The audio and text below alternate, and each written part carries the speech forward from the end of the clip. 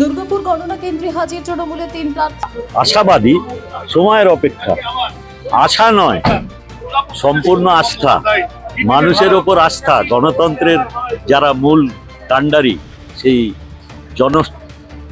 জনমত দিয়ে জিতছে বাংলা, জিতবে দুর্গাপুর। স্যার একটা কথা বলছে যে যারা প্রধান বিরোধী তারা বলছে যে গেরুয়া ঝড়ে কার্যত সবুজ উড়ে যাবে আজকে। হ্যাঁ, কতটা আত্মবিশ্বাসী তাদের এই? নিশ্চয়ই তাদের আশা আছে, বরাবরই তো আশা করেন।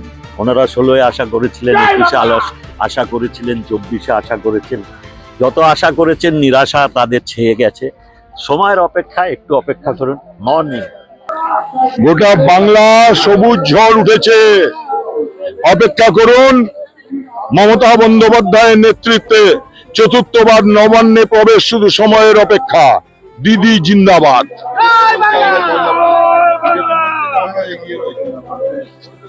তাহলে কেন সাঁজোয়া গাড়ি আনতে হচ্ছে যদি এগিয়ে আসা? ব্যাস, মার আশীর্বাদ নিয়ে ঢুকছি, কনফিডেন্স নিয়ে ঢুকছি। আশা করি আমি এবং আমরা বিজয়ী হব। দুর্গাপুর পূর্বের প্রদীপ মজুমদার, পশ্চিমের কবি দত্ত এবং পাণ্ডবেশ্বরের নরেন্দ্রনাথ চক্রবর্তী, পাশাপাশি বিজেপির 2 প্রার্থী, দুর্গাপুর পশ্চিমের প্রার্থী লক্ষণ ঘরুই ও পাণ্ডবেশ্বরের বিজেপি প্রার্থী জিতেন্দ্র তেওয়ারি। ব্যুরো রিপোর্ট, আরোহী নিউজ বাংলা।